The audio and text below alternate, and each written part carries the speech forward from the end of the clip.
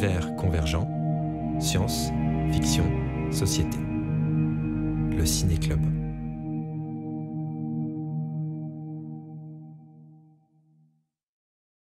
Je suis Isabelle, la directrice du cinéma Le Grand Action, et c'est un immense plaisir de vous accueillir à l'occasion de cette première séance de la dernière saison du Ciné-Club Univers Convergent, Ciné-Club initié par l'Institut Henri Poincaré, dont je suis absolument ravie d'accueillir la si sympathique directrice Sylvie Benzoni.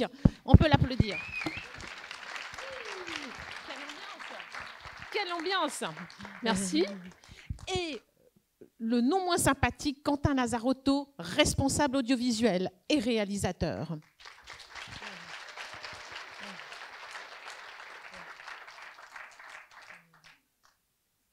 On appelle tout de suite nos invités ou immédiatement? Alors, je te laisse appeler nos invités scientifiques. D'accord. Alors, c'est un immense plaisir pour moi d'accueillir Arnaud et Jean-Marie Larieux. Grande ovation.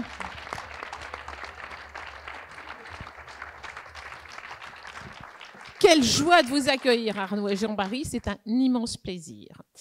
Alors, donc, Sylvie, dernière saison. Sylvie Quentin, donc 7e et dernière saison, comme la brochure l'intitule, 7e saison, 7e art et fin du monde. Voilà. Hein. Donc tu vas nous détailler ta vision de l'apocalypse. Mais Sylvie, je te laisse la parole pour commencer. Merci. Bonsoir à toutes et à tous. Merci d'être là pour cette effectivement première séance de la dernière édition. Donc c'est un ciné-club qui, depuis sa création, s'est donné comme mission d'éclairer notre monde et notre société avec un regard de scientifique au travers du cinéma. Et là, c'est vrai qu'on a décidé de faire face, d'affronter la fin du monde pendant cette saison. Alors, c'est un thème, je pense, qui fait écho à pas mal de choses ces temps-ci. Mais on est convaincu que la science, c'est vraiment quelque chose d'important pour arriver à trouver un juste milieu dans des situations un peu compliquées, comme on peut vivre. Donc, trouver le juste milieu entre affolement et sérénité, ou bien entre rébellion et résignation. Et je crois que le film de ce soir donne pas mal à réfléchir sur ces questions-là. Donc, je suis ravie de vous voir tous et toutes pour cette édition, et je vous souhaite une bonne soirée. Merci.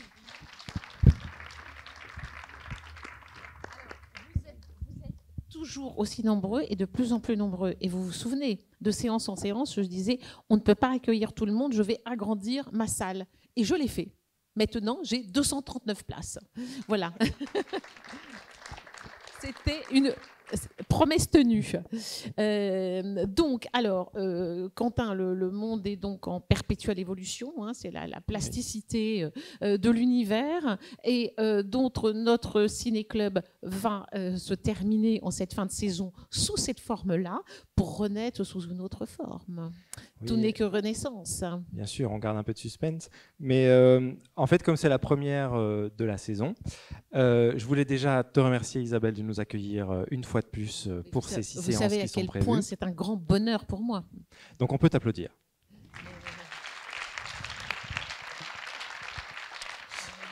Je voudrais remercier bien sûr Sylvie, qu'on peut applaudir aussi, parce que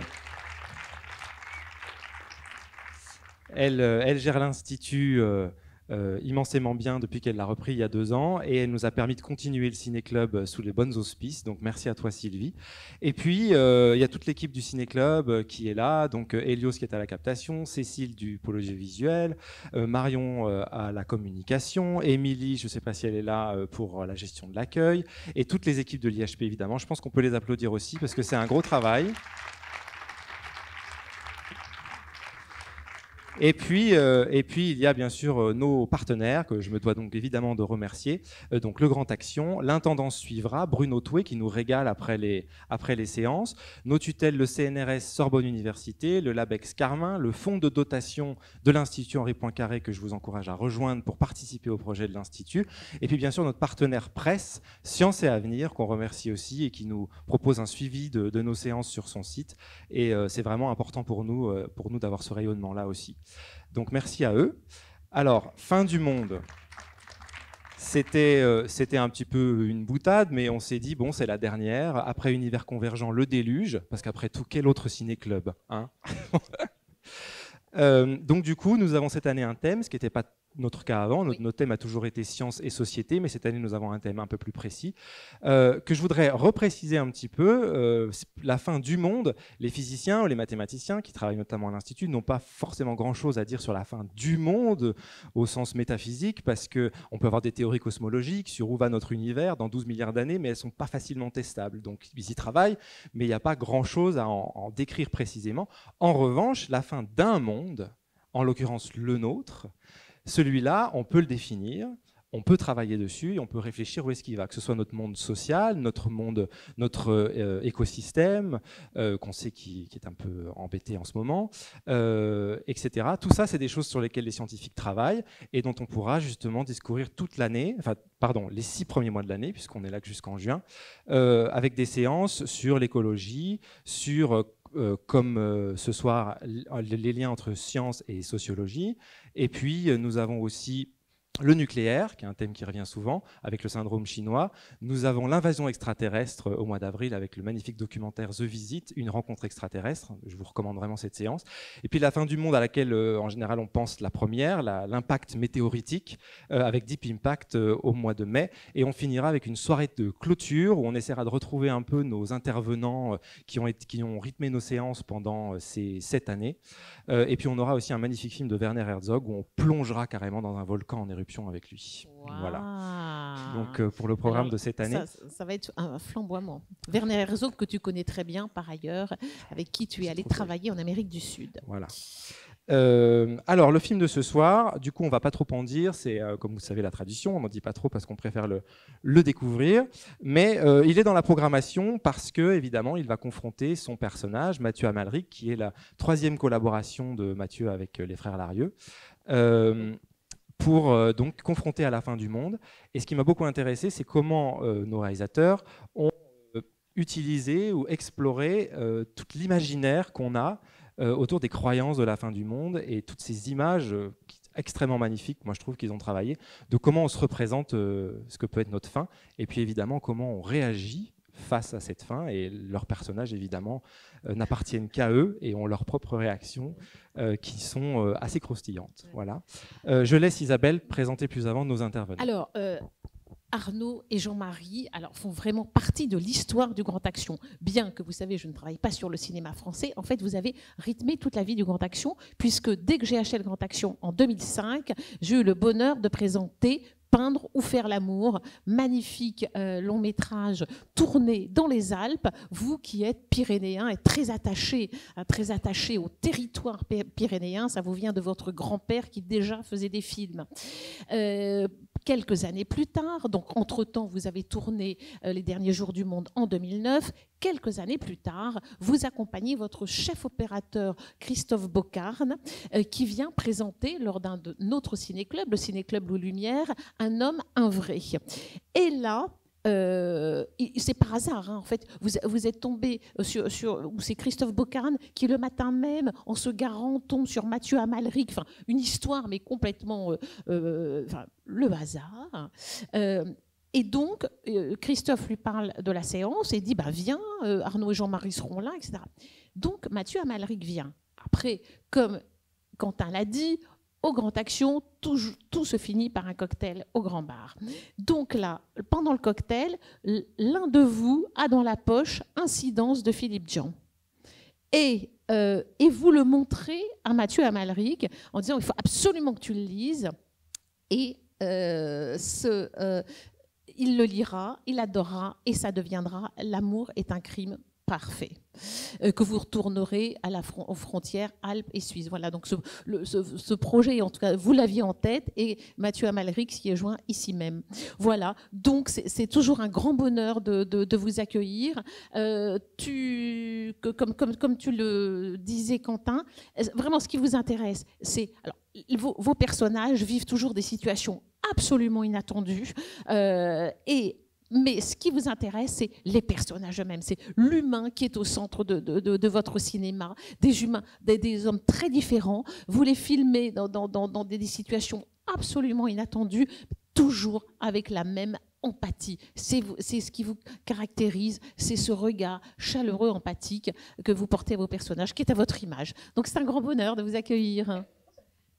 Bon.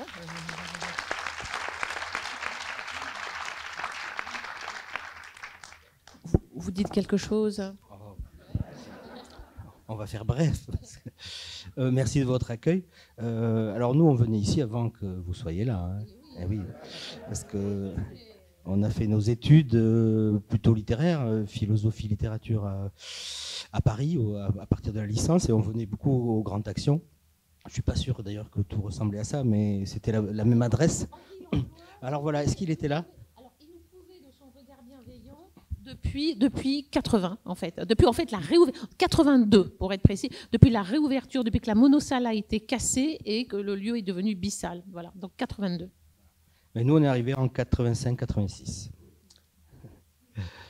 Voilà. Après sur les derniers jours du monde, la fin du monde, nous ce qui nous intéressait, on sortait de Pain nous fait l'amour dont vous avez parlé, qui est un film assez sédentaire autour d'une maison, deux couples, une maison. Et je crois qu'on a eu envie d'un road movie. Et donc, notre fin du monde, c'est plutôt une fin du monde qui met en mouvement hein, le personnage de Mathieu Amalric. Et en fait, on avait envie de faire un tour de France. Alors, il se trouve que ça passe aussi par l'Espagne, c'est-à-dire on tourne autour des Pyrénées pour remonter à Paris. C'est-à-dire que le personnage est quand même à contresens du début à la fin, c'est ce qui nous intéressait. C'est un road movie à contresens. C'est comme ça que un film sur la fin du monde, on connaît la fin. Donc ce qui compte, c'est vraiment le parcours. On le dit toujours, mais dans ce cas-là, c'est vraiment vrai. Et effectivement, c'est-à-dire que le quotidien se transforme complètement et les situations les plus ordinaires deviennent très complexes pour les personnages eux-mêmes. Voilà, pour nous, le désir de ce film, il vient de là. Et puis donc, on va débattre avec des scientifiques, et puis parce que sur les théories et tous les discours sur la fin du monde, on en parlera après, mais il n'y en avait qu'un seul. Mais il faut rendre un hommage, c'est-à-dire il y a le cinéma, il y a la science, et puis il y a la littérature, parce que ça c'est le premier film qu'on a adapté d'un livre, et ce livre il a été écrit par Dominique Noguès, qui nous a quittés en début d'année dernière, qui a été notre prof quand on est arrivé à Paris, c'est lui qui nous a enseigné le cinéma et les avant-gardes. Et il avait écrit ce livre au tout début des années 90, et c'était un livre d'anticipation qui se passait 20 ans plus tard. Donc nous, on l'a à peu près tourné dans les années où lui, il anticipait, et c'était super qu'un prof voit son livre adapté par ses élèves. Et donc la littérature et tout ce qui est, disons, les récits, les théories, c'est plutôt, elles viennent de Dominique. Nous, on en a fait du cinéma. Mais donc la littérature sera également présente ce soir parmi nous, grâce à Dominique Noguès, à qui on pourrait quasi dédier la soirée. Voilà. On l'a dédié. Voilà.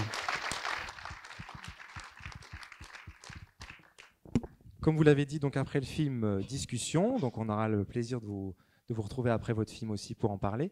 Et nous avons, comme cette tradition Innoveurs Convergents, deux représentants du monde des sciences. D'abord, nous avons Cécilia Calleros, qu'on peut applaudir. Cécilia, tu peux juste... voilà. Donc, Cécilia est doctorante en sociologie, une science qu'on n'a pas l'habitude très souvent de recevoir nous, mais qui nous est chère. Donc on est vraiment très content de la voir. Elle a travaillé avant sur les systèmes de croyances qu'on peut avoir sur les fins du monde. Et sa thèse, maintenant, s'occupe du transhumanisme, bien sûr, et les technosciences, voilà exactement. Donc un futur qu'on nous promet plutôt radieux, ou pas, ça dépend comment on le voit.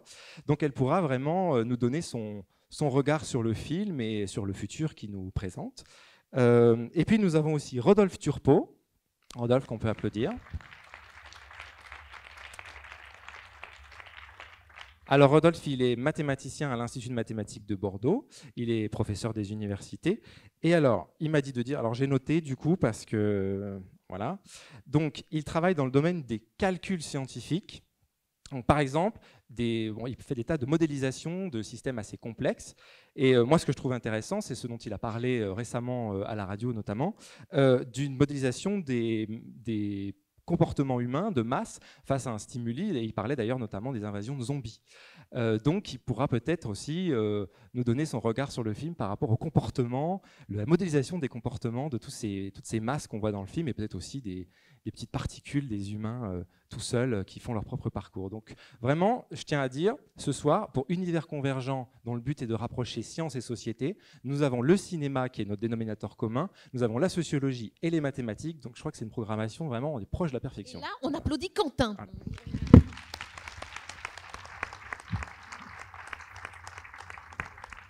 Je te laisse officier. Absolument. Eh bien, excellente projection.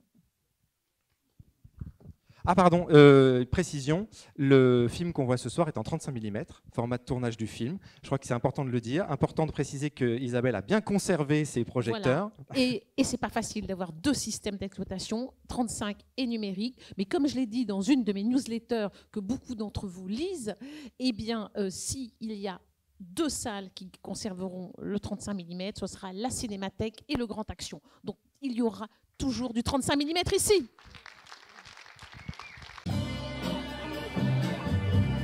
Comme chaque été, on s'était installé chez mes parents pour une semaine. Tous les soirs, je me faufilais dans Biarritz désert pour aller la retrouver. J'étais comme un homme en cavale. J'ai rêvé ou t'as pas dormi là? Je suis tombé amoureux d'une fille. J'étais avec elle cette nuit. Et ce matin, elle était plus là, elle était partie avec ses bagages.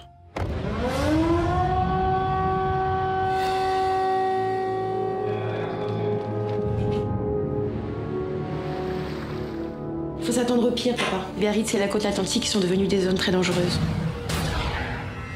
Je peux vous offrir un café?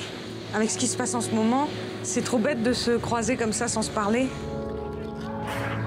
On croit toujours qu'il existe un endroit protégé de tout, une île. Vous allez où? Oh, je ne sais pas. Le train m'a laissé là, ils ont fermé la gare. J'ai besoin de savoir si Laetitia est morte ou vivante. Suivre une femme ne mène pas forcément en enfer. Prends-moi au grand jour, j'ai passé ma vie à me cacher. C'est un signe de te rencontrer au moment où tout s'écroule.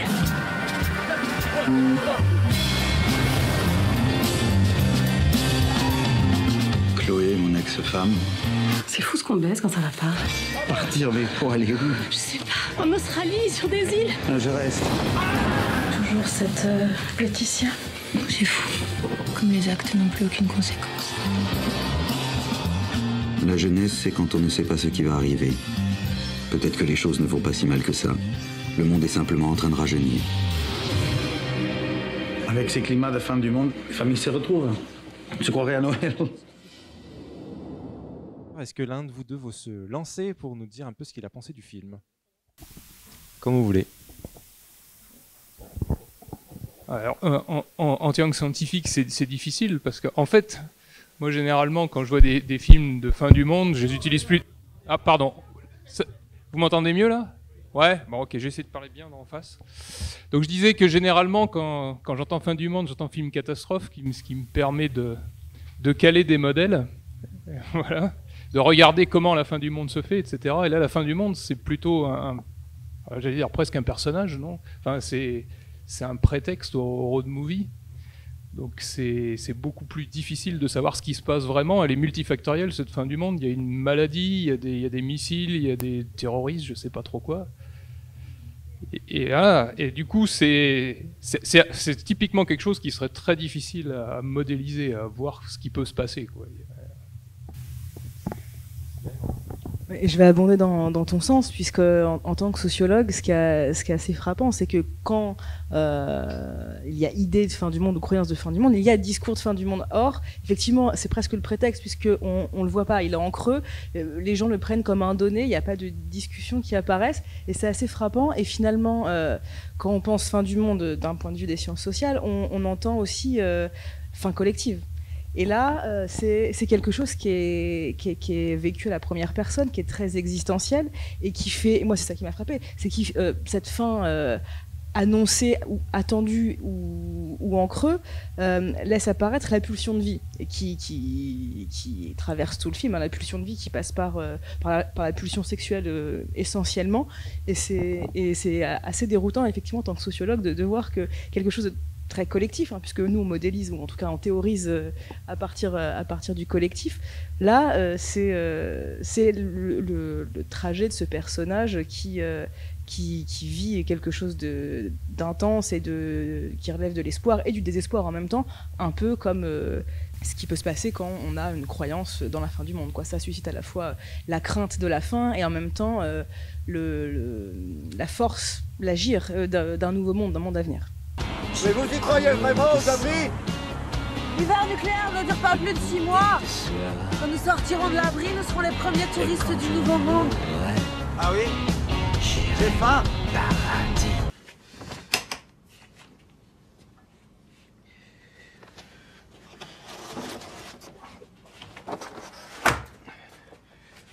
C'est quoi? On reprend un peu les thématiques de Dominique, là, après il y a ce qu'on a fait en cinéma, mais de Dominique Noguès, de son roman. C'était l'idée de quelqu'un qui avait plongé au fond du désespoir intime, parce qu'il s'est, par l'histoire qu'il avait vécue avec cette jeune femme, et qui tout d'un coup se réveillait complètement à contresens au moment où il décidait de la retrouver, au moment de la fin du monde. Donc il est complètement à rebours de ce qui se passe collectivement.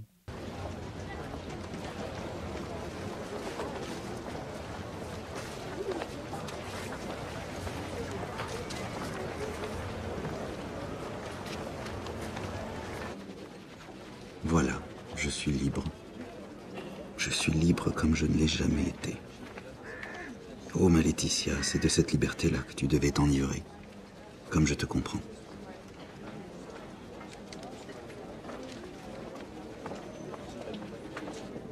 Un whisky? Ça marche. La jeunesse, c'est quand on ne sait pas ce qui va arriver. Peut-être que les choses ne vont pas si mal que ça. Le monde est simplement en train de rajeunir.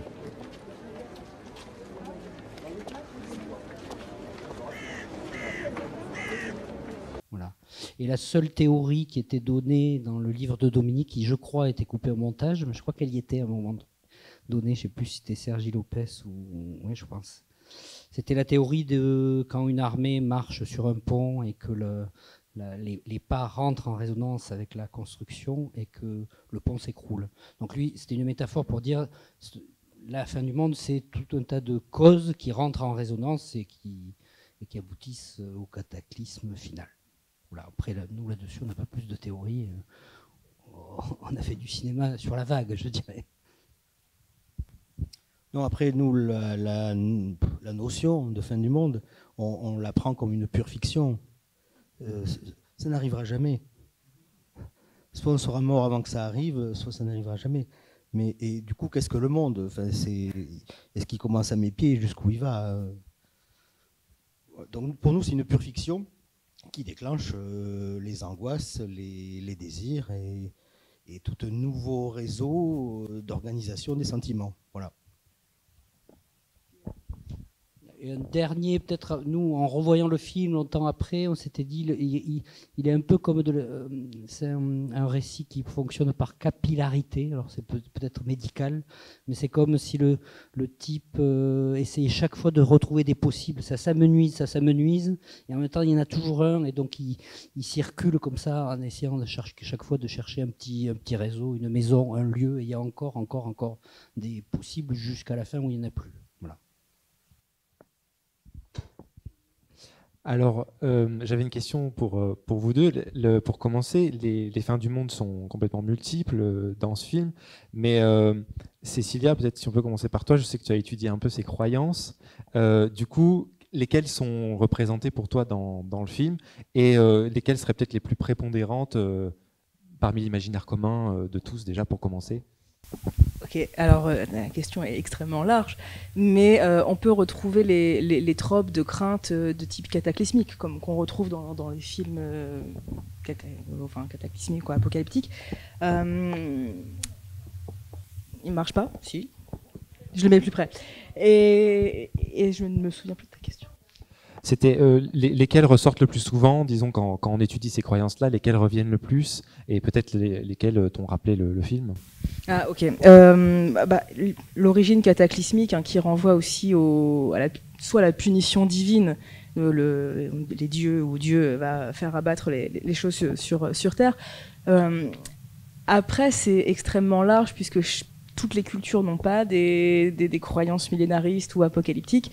Et si on pense dans un contexte chrétien, puisque c'est un peu le contexte, en tout cas de la France, ça fait pas tant écho que ça. Vraiment, en fait, moi, ce qui m'a frappé dans votre film, c'est vraiment cette quête existentielle où son monde s'effondre, mais au fond, ce qu'il recherche, c'est de recréer d'aller vers cette pulsion de vie. Et finalement, c'est ce que vous disiez tout à l'heure. Mais les discours de fin du monde ne sont qu'une réactualisation sans cesse.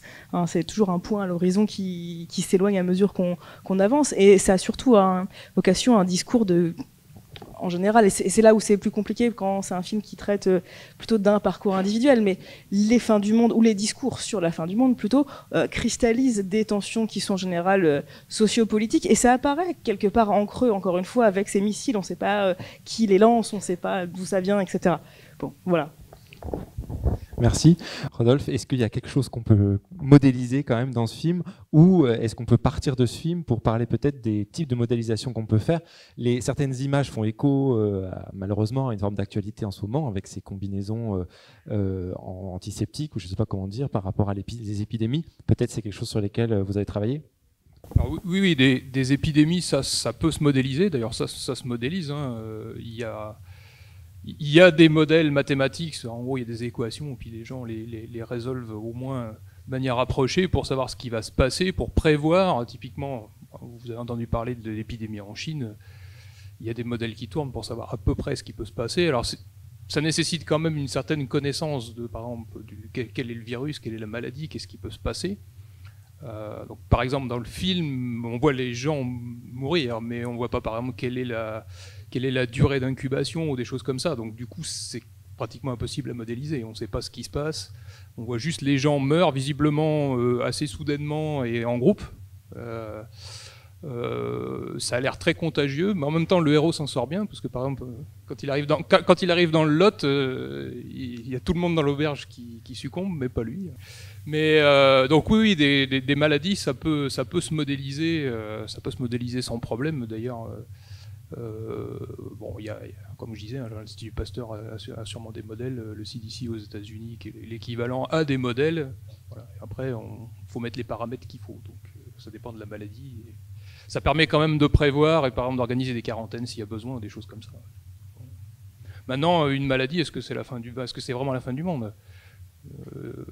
Si on pense même à la grippe espagnole qui a tué quand même un nombre de personnes abominable, il y a quand même eu la majorité des gens qui ont survécu. Donc dans des épidémies, il y a toujours des survivants. Alors, voilà. Donc clairement, je pense que si le but du jeu c'est d'avoir une fin du monde complète, c'est normal que ce soit multifactoriel. La maladie peut à mon avis pas suffire. Ou alors à tuer que peut-être tous les humains, mais bon. Est-ce que c'est la fin du monde? Ça, c'est super intéressant, puisque finalement, quand on observe les discours sur les temps de la fin, c'est la fin des humains, ou en tout cas la fin d'une phase d'humanité. Le reste perdurera. Donc. Il y a un terme dont on a discuté très rapidement juste avant la séance, dont avec le film fait beaucoup écho, et c'est un terme qui est très à la mode aujourd'hui, c'est le terme de collapsologie. Peut-être on peut en préciser un peu, qu'est-ce que ça veut dire, et peut-être pourquoi est-ce qu'il revient autant aujourd'hui? Je vais juste faire une ellipse en fait avant de venir à la collapso, mais cette idée jusque-là dans les discours religieux, il y a toujours, quand on parle de fin du monde, c'est l'idée aussi de l'avènement d'un monde nouveau derrière, c'est pas juste la fin. Avec la collapsologie qui est aussi les discours sur la fin de l'humain, la fin de la Terre, la fin de la Terre, d'un certain écosystème, on a pour la première fois finalement un discours sur les temps de la fin où l'humain est responsable de sa propre perte. Là, c'est pas une origine divine, et c'est quelque chose d'extrêmement nouveau finalement dans ces discours-là. Donc c'est la fin provoquée par l'humain et donc dont il est responsable, et avec cette possibilité d'avoir un pouvoir ou un contre-pouvoir finalement. La question est que faire de ce pouvoir? Et la collapsologie, du coup? Et la collapsologie, c'est-à-dire? Est-ce que tu peux peut-être nous en dire un peu plus sur sa définition? Alors, je ne suis pas spécialiste de la collapsologie. Moi, de ce que j'en ai compris, puisque c'est assez loin de mes préoccupations de recherche, je les ai croisées au loin, mais c'est de se dire qu'on tend, dans un avenir extrêmement proche, à la fin de l'humain alors soit par exemple les centrales nucléaires qui, mal entretenues ou non entretenues, finissent par exploser et irradier et souffler un peu tout ce qu'il y a autour, soit par des cataclysmes, soit liés au réchauffement climatique, ou en tout cas au changement climatique. Donc voilà, globalement c'est ça. Il y a dans ce film, du coup, par rapport à la collapsologie, cette idée que effectivement la société ne pourvoit plus. On le voit avec ce président qui finalement qu'on ne voit pas, mais qui dit qu'il ne contrôle plus rien. La fuite du gouvernement cette nuit à Toulouse a encore accéléré le processus de panique dans tout le pays. À quoi faut-il se préparer? Le président n'en savait rien hier soir. D'autres missiles vont-ils s'abattre sur Paris? Y a-t-il encore des endroits préservés? Plus aucune information ne filtre désormais du PC souterrain d'Évreux. Même si les autorités militaires tentent encore de maintenir un semblant d'ordre, il ne faut hélas plus compter que sur soi-même. Nous cesserons nous-mêmes d'émettre dans quelques minutes. Bonne chance à tous. Ce film, que moi j'aime vraiment beaucoup, joue aussi avec les conventions du cinéma, les conventions de la narration, avec ses allers-retours, et je trouve du coup ça en libère beaucoup. Et moi ma question c'était, est-ce qu'il y avait quelque chose pour vous en tant que réalisateur d'un peu jouissif aussi de jouer avec ces conventions?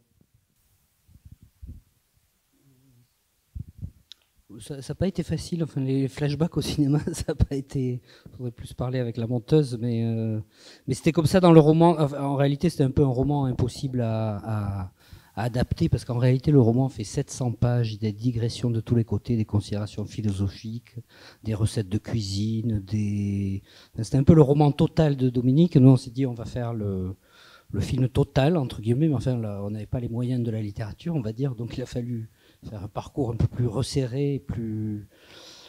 Voilà, je pourrais répondre à ça, l'idée de faire un peu un film total, de voyager, de découvrir des univers. Et je dirais, c'est un peu honteux, mais enfin, cinématographiquement, c'est la première fois qu'on avait des morts.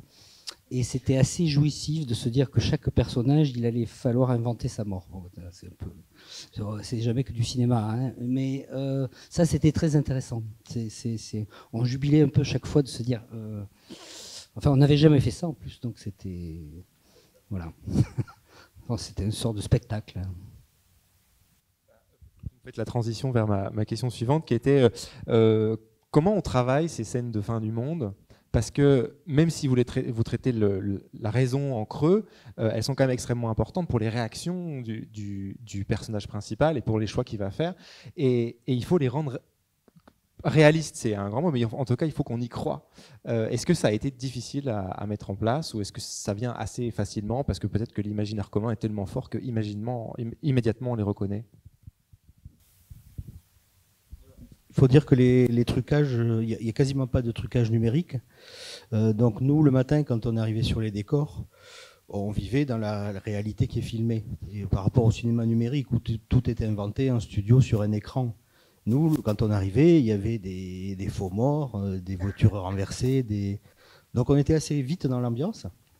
Et en réalité, après, on captait ce qu'on ressentait du lieu. Et on ne fait jamais de prédécoupage, de storyboard. On n'aime pas ça parce que c'est infini, et même les productions aiment beaucoup que tout soit dessiné à l'avance, mais en fait ils se trompent, parce que dans la réalité, quand le décor est bien fait, on prend beaucoup moins de temps et on fait beaucoup moins de plans que ce qui aurait pu être dessiné dans sa tête. On en fait beaucoup trop dans sa tête. Donc nous, le but, c'était d'organiser une réalité dans laquelle on allait tourner. Alors cette réalité, elle fait 10, 20 mètres, 100 mètres maximum. Des fois, on a un peu effacé des gens qui passaient au fond, mais très rarement. Donc voilà, nous, on était dans l'ambiance. Donc le réalisme, c'était juste d'être là où on est. Et après, il faut surveiller un peu... Et encore que, on ne sait jamais, la réalité n'existe pas, c'est que le sang, c'est que des conventions. Le sang au cinéma, c'est du rouge. Alors il peut être rouge gris, rouge sombre, rouge clair. Le réalisme n'existe pas, et personne ne vit avec des corps morts toute la journée, donc personne ne sait. Et je crois, on a découvert ça parce qu'en réalité, un des désirs secrets, les choses nous reviennent, parce que c'est un film qui a fait il y a un petit moment, un des désirs secrets, c'était de diriger beaucoup de figurants, comme à Hollywood, on disait dans l'âge d'or d'Hollywood, un réalisateur est un réalisateur quand ils avaient dirigé des séquences de bataille. Voilà. Bon, nous, c'était notre film de bataille, et donc d'avoir beaucoup de figurants à diriger, ce qui est très particulier, puisque ça se fait avec des assistants, c'est assez impressionnant, et puis c'est pas évident de donner vie à des masses de gens, parce que si on leur dit certains lèvent les bras, d'autres non, soit ils lèvent tous le bras, soit, enfin, et d'ailleurs, vous avez parlé de zombies tout à l'heure, mais on en reparlera, parce que des figurants non dirigés, à la base, c'est des zombies.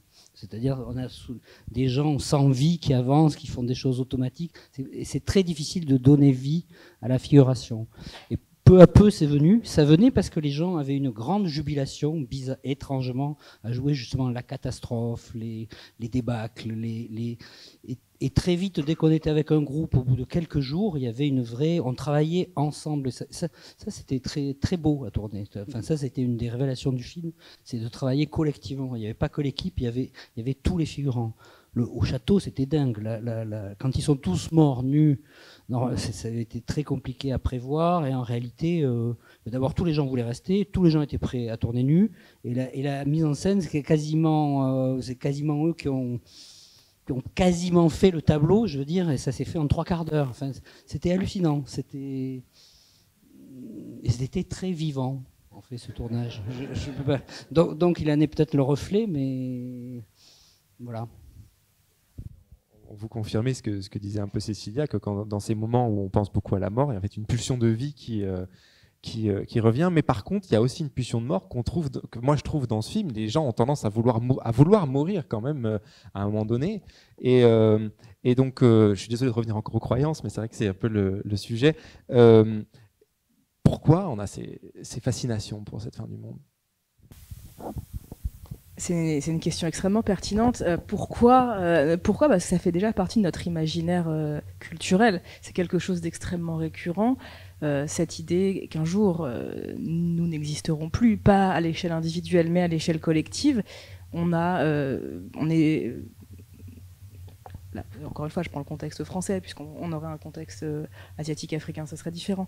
Mais pour parler de ce que je connais, on a cette culture chrétienne qui existe en fond, qu'on y adhère ou pas, mais elle est là. Et finalement, ça modèle aussi nos représentations. Et cette question de la fin collective, elle est récurrente. Elle réapparaît de manière extrêmement fréquente.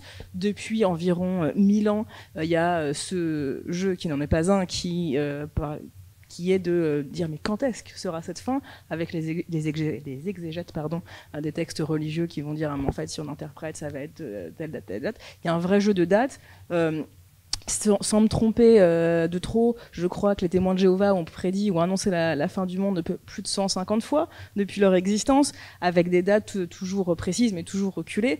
Bon, et cette fascination finalement pour la fin collective, renvoie finalement à nous vivons mais nous sommes mortels, et c'est la question de la finitude qui nous habite immanquablement, de manière plus ou moins prégnante en fonction de chacun, mais elle est là, elle fascine. Et moi, ce que j'ai bien aimé aussi dans votre film, finalement, c'est on fait société parce qu'on sait que le temps, le futur est là. Voilà. Donc il faut faire société, on accepte les normes qui nous sont imposées, et là, la fin étant imminente, elle arrive.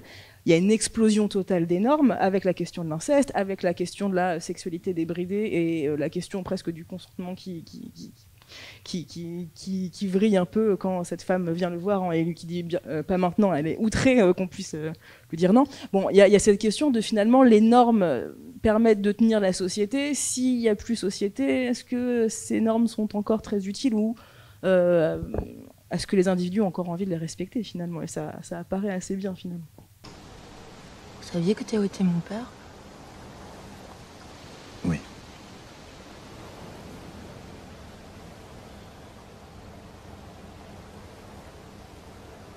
Ça m'a sauvagement baisé toute la nuit. C'est fou. Comme les actes n'ont plus aucune conséquence.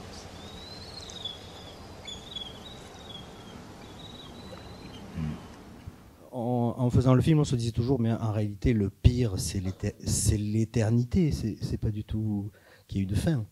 Et ça aurait des conséquences bien plus graves que tout à coup on devienne éternel du jour au lendemain. Je pense que les normes exploseraient beaucoup plus et beaucoup plus vite qu'avec l'idée d'une fin du monde.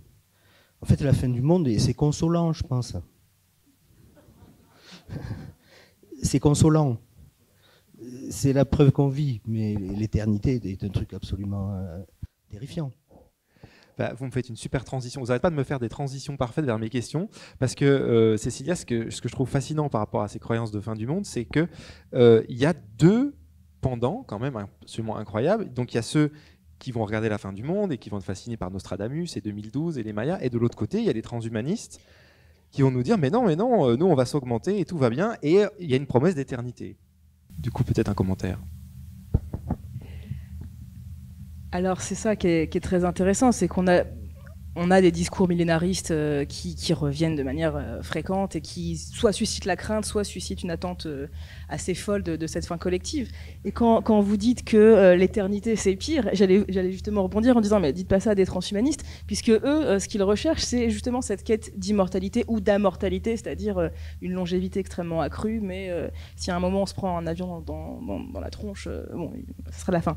Et finalement, les transhumanistes parlent ils parlent de la fin de l'humain tel qu'il est pour aller vers une post-humanité, une humanité immortelle, une humanité plus, comme ils le disent, avec l'immortalité, plus de force, plus de résilience, plus d'intelligence, plus de sens décuplé. Donc finalement, c'est aussi une fin, mais avec un monde nouveau. Et c'est ce que je disais tout à l'heure, et je retombe sur mes pieds en disant ça, c'est que toutes les fins du monde n'annoncent pas la fin, point final, ça annonce l'avènement d'un monde nouveau.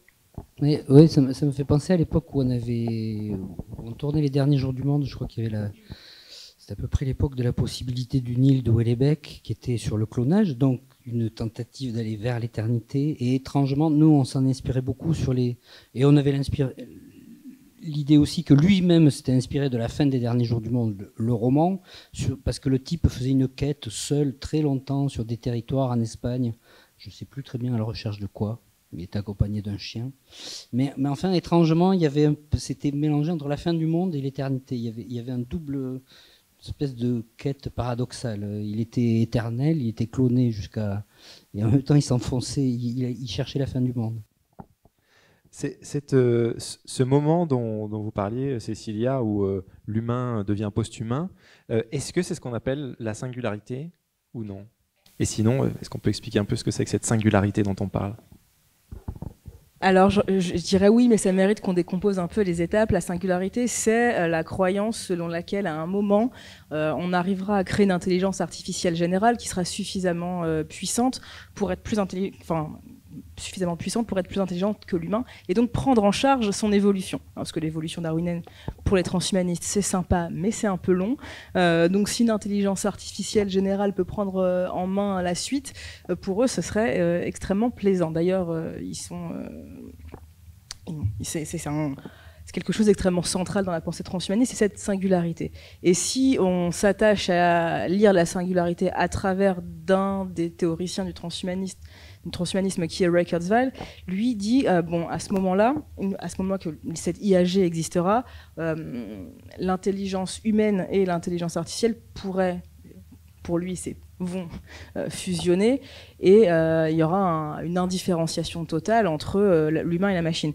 À partir de ce moment-là, on entrerait dans la post-humanité et dans un monde qui est, pour Ray Kurzweil et une partie des transhumanistes, mais pas tous, une sorte de paradis terrestre, mais pas que, puisqu'ils envisagent aussi la conquête spatiale, donc une sorte de paradis tout court. Voilà. Un autre type de futur. Singularité, intelligence artificielle, on revient vers les mathématiques. Rodolphe, un commentaire, et aussi ces questions de zombies qu'on a évoquées. Pourquoi les zombies? Pourquoi vous en avez parlé en lien avec les mathématiques? Ouais, alors, les zombies, c'est plutôt la bêtise naturelle que l'intelligence artificielle. Mais non, l'avantage des zombies, pour être tout à fait honnête, c'est que... Alors, c'est quand même pas parti de complètement n'importe quoi. En 2009 ou 2010, donc le CDC, donc qui est l'Institut Pasteur américain, vous avez sûrement entendu parler si vous regardez des films catastrophes, ils ont financé une campagne à coups de millions de dollars sur la préparation de la population américaine à une invasion zombie. On peut se dire c'est ridicule, mais en fait, encore une fois, hein, on revient à ce que je disais tout à l'heure, c'est quand on a des modèles mathématiques, les équations sont les mêmes, hein, en fait. Donc après, quand il y a Ebola, par exemple, ou un virus chinois qui arrive, on met les bons paramètres et puis on a validé les modèles sur autre chose. Et l'avantage des zombies, c'est que ça permet de faire participer la population sans créer de panique, faire participer les enfants, par exemple, ou des choses comme ça. Voilà. Et donc moi, si j'ai décidé de m'intéresser un peu aux zombies, pour être tout à fait honnête, c'est pour intéresser plus des lycéens qu'autre chose. C'était l'occasion de faire une application sympa qui accroche les gamins quand on va faire un peu de pub pour dire aux lycéens que les maths c'est bien et puis que voilà, on peut faire plein de choses. Et donc on leur parle de zombies, ça permet d'écrire plein d'équations et ils suivent. Alors, si on fait que écrire plein d'équations, ils partent en courant ou ils s'endorment. Voilà. Donc voilà, c'est aussi un moyen détourné. Puis pour l'intelligence artificielle, on est encore très loin de la singularité. Maintenant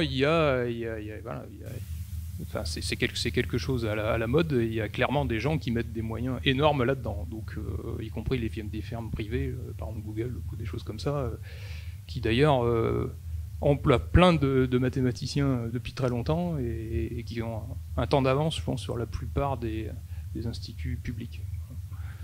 Bon, là pour l'instant, il y a des choses, vous en avez entendu parler, mais c'est pas encore au point où ça va remplacer l'humain.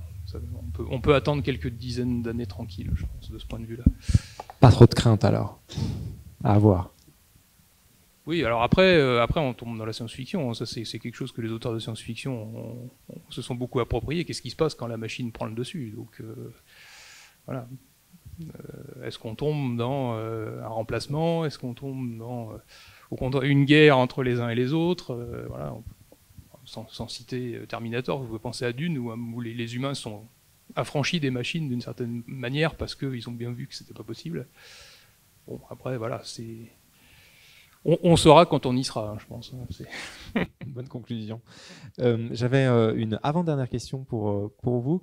C'est vraiment, alors là c'est une question assez personnelle en lien avec une partie précise du film. C'est le moment où Robinson se retrouve proche de la grotte du Pêche-Merle, que j'ai eu la chance de visiter, et je vous le recommande vraiment parce que c'est un endroit incroyable où c'est un des derniers endroits en France où vous pouvez voir des peintures rupestres qui ne sont pas reproduites dans un musée.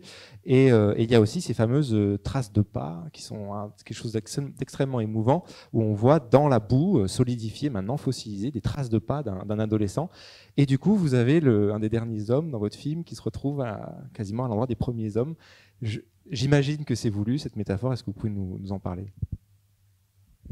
Oui, le cinéma, c'est beaucoup de regrets toujours. Et l'idée, c'était de tourner des séquences dans les grottes.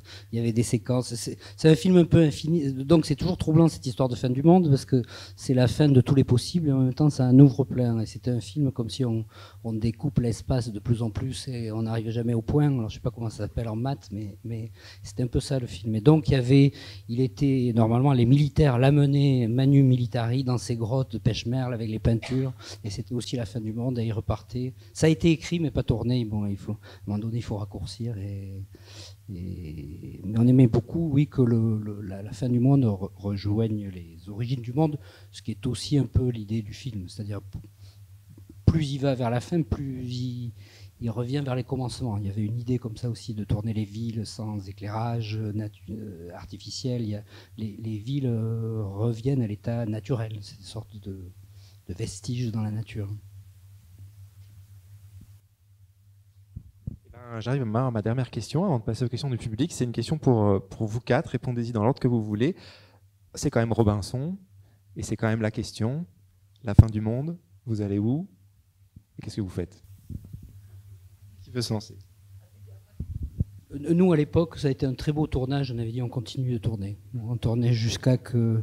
Et ça a été troublant parce que quand on a tourné ce film...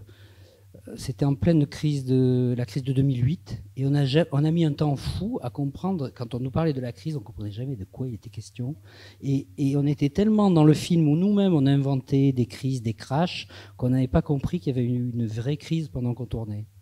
Voilà, donc on préférait tourner jusqu'à la fin. La réalité parallèle du cinéma. Même question pour vous? Ça dépend du type de fin du monde, encore une fois. Mais je pense que le dernier endroit, c'est dans une ville. On est beaucoup mieux à la campagne. Et puis après, quoi faire, j'en sais rien. C'est pareil. Hein. C'est des choses qu'à mon avis, on ne peut pas dire à l'avance, je vais faire ça. Hein. On découvre, c'est tellement exceptionnel. Là, pour le coup... Là, franchement, je ne saurais pas donc quoi le mathématicien attend les données pour savoir ce qu'il va faire. Ouais, non, je suis pas aussi obnubilé que ça. Donc, si c'est vraiment la fin du monde, je ne chercherai pas à démontrer un théorème. Non, Elle est marrante cette question, puisque j'ai travaillé plusieurs années sur la question des temps de la fin et des discours, et jamais je me suis posé cette question sur où est-ce que j'irais. Où est-ce que j'irais ? Je me suis plutôt posé la question avec qui je partirais, puisque si on veut vraiment adhérer à cette proposition de départ, c'est quelles seront les personnes qui pourraient m'être utiles en temps de fin, mais ça dépend encore une fois quel type de fin, puisque si cataclysme, bon, ça sert à rien de courir, quoi. Voilà. Donc c'est. Je suis assez d'accord et personnellement, je trouve que le grand action, c'est pas mal comme point de chute. Voilà. Alors, on peut passer à une petite séquence de questions-réponses. Alors, avez-vous des questions pour nos intervenants ? Bonjour, j'ai une question qui est pas dans le thème, mais sur le film, puisque c'était très intéressant de voir comment vous mettez en scène les décors pour filmer au lieu de faire un storyboard. La scène à Pamplune, comment vous faites pour injecter, parce que là je pense que c'était pas vos figurants, donc comment vous faites pour injecter les acteurs à l'intérieur, enfin... Alors là, on adore Mathieu Amalric, donc on a tourné pas mal de films avec lui, et il adore ce genre de situation où il est le guide en l'occurrence de Catherine Fro, donc de son compagne de jeu. En gros, c'est Mathieu qui est jeté dans la foule avec Catherine Fro, ils sont seuls. Voilà, Mathieu, il est assez acteur et physique pour faire gaffe, mais enfin, ils sont seuls et nous, on est plus haut, on les suit, ils sont vraiment totalement isolés. Et ils sont un peu, d'ailleurs, à un moment donné, ils se font un peu repérer, pas reconnus, je pense, en tant qu'acteurs, mais ils sont arrosés, Mais ça, c'est vraiment, on plonge la fiction dans le documentaire. Et on a commencé le tournage par ça. C'était un mois avant le vrai tournage. On est parti avec une équipe réduite tourner ces séquences-là, ce qui a donné un peu ça donnait une sorte de hauteur à ce qu'on allait tourner plus tard, la fiction. Oui, il y en a quelques-uns. En général, des Australiens qui se font encorner parce qu'ils sont ivres morts à 6h du matin au moment du lâcher des taureaux. Et les Espagnols ils savent faire, et il y a beaucoup de réunions comme ça espagnoles. Mais nous, les acteurs étaient surtout repérés parce qu'ils n'avaient pas le costume, le foulard rouge, tout en blanc. Donc c'est pour ça qu'ils se faisaient beaucoup arroser. C'est pas parce qu'ils avaient reconnu Catherine Fro, c'est parce qu'ils n'avaient pas la tenue. Et nous, on était tous déguisés. Toute l'équipe, par contre, était déguisée. Avec un magnifique moment où le cinéma surgit dans l'image, puisqu'on voit le Perchman à un moment donné. Il y a un plan où... Ah bah oui. Pas le nôtre. Peut-être pas le vôtre, alors, mais on voit un magnifique micro qui entre. Et pour le storyboard, juste pour l'anecdote, un de mes maîtres en cinéma, Werner Herzog, disait à cette phrase célèbre, les storyboards sont faits pour les gens lâches. Voilà. Donc bravo, perpétuer cette tradition. D'autres questions ?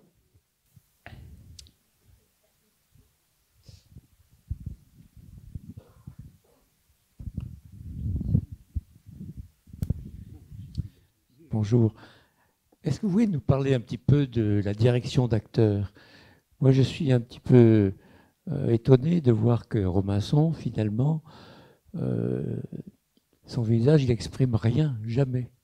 Alors qu'il y a beaucoup de choses à voir. Mais donc, parlez-nous de la direction d'acteurs. Qu'est-ce que vous lui avez demandé de faire ? Voilà. Alors, pour rejoindre ce qu'on a dit tout à l'heure, Mathieu, ironiquement, il nous disait bon, moi dans ce film, en fait, je suis pas le héros, je suis le faire-valoir de la figuration.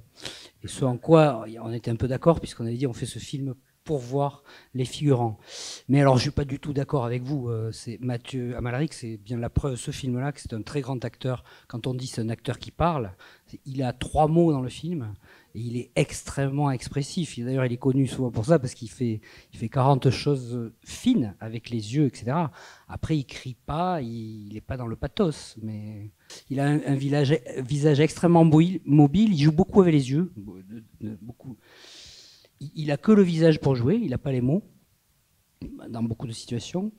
Après, si vous voulez dire, après c'est d'autres. Voilà, c'est pas un acteur, un personnage hyper actif comme dans un film américain pour répondre au sujet. Chez les Américains, les types, c'est pas qu'ils se demandent ce qu'ils vont faire, c'est qu'ils veulent sauver le monde, qu'ils veulent arrêter les causes. Ça, c'est une ambition américaine. Nous, on n'a pas cette ambition-là.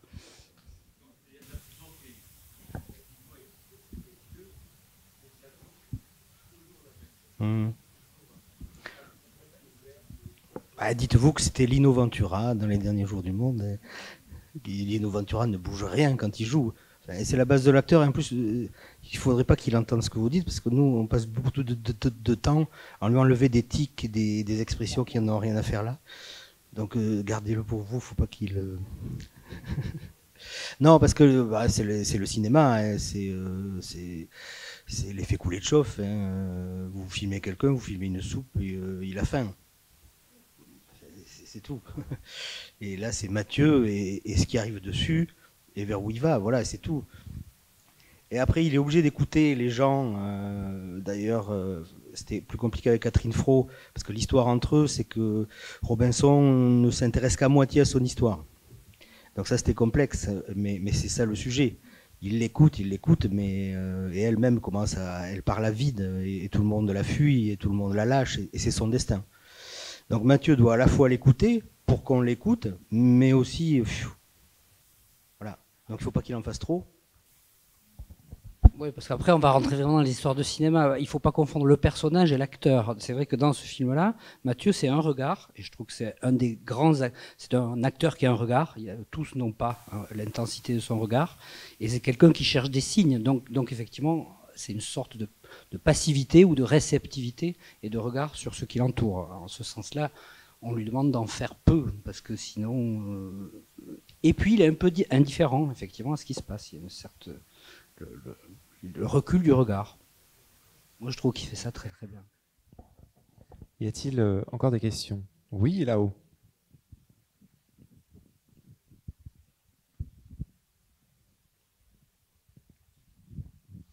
Bonsoir. Moi, j'ai été surpris quand ils arrivent à Paris, qu'il fait nuit, mais vraiment nuit. Comment vous avez réalisé ça? Assez simplement, enfin très mécaniquement d'ailleurs. On avait droit, avec les services de la ville, à éteindre pendant quelques heures, voire quelques minutes, les rues. Enfin, ça, c'est le principe du cinéma, dans la mesure où on allait ensuite raccorder, faire un itinéraire. Mais disons, place de l'Estrapade, disons qu'on avait 1h30 d'extinction totale des lumières publiques.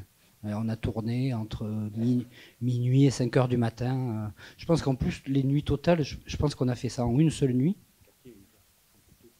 Les quartiers où les gens se couchent tôt, on a choisi.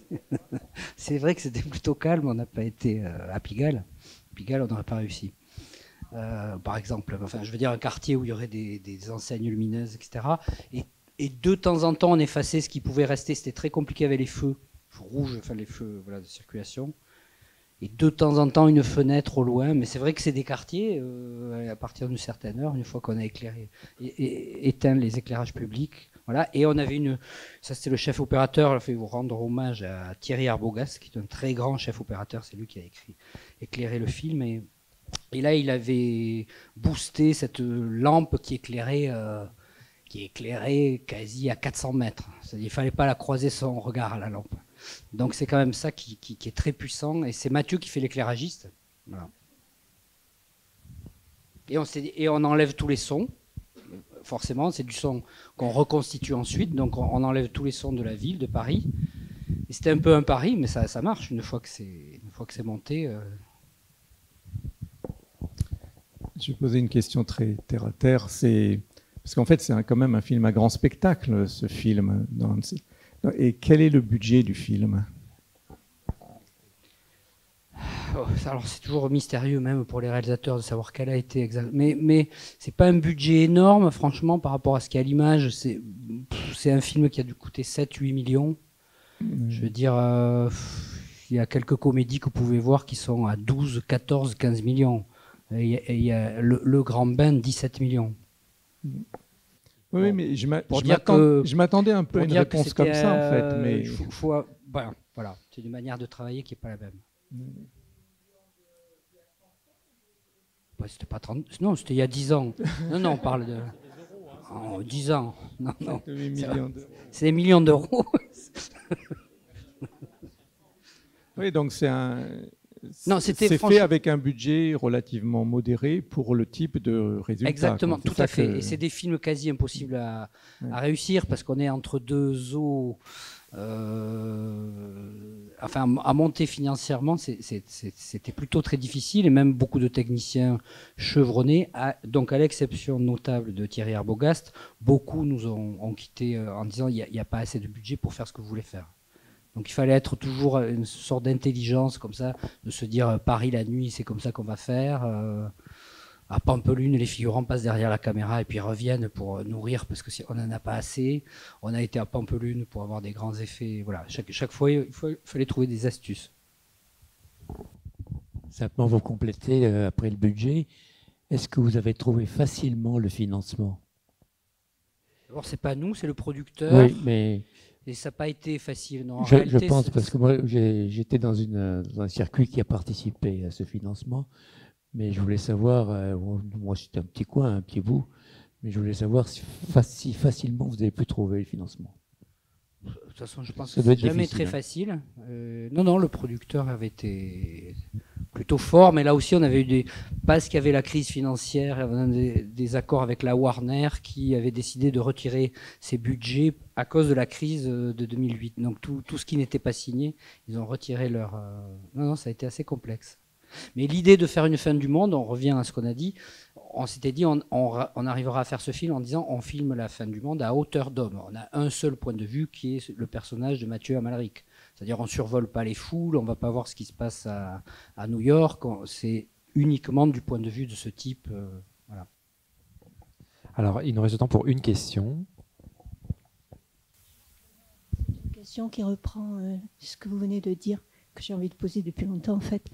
Moi j'ai l'impression que ce film parle d'une double fin du monde, c'est-à-dire la fin du monde pour une personne et la fin du monde pour une société. En arrière-plan, comme a dit Amalric, il est le faire valoir, quoi. Bien qu'il soit toujours à l'écran pratiquement. Bon. Et quand j'ai vu le générique, justement, j'ai pas eu le temps de bien regarder, mais j'ai eu l'impression que il y avait 2 titres de livres, de romans. Donc, est-ce que vous avez fait le scénario à partir d'un roman ou de 2 romans? Non, je pense que le deuxième roman, c'est Amour Noir, qui est aussi de Dominique Noguès. Et en réalité, c'est Dominique Noguès qui avait... Amour Noir, c'est les flashbacks, voilà, qui sont dans Les Derniers Jours du Monde.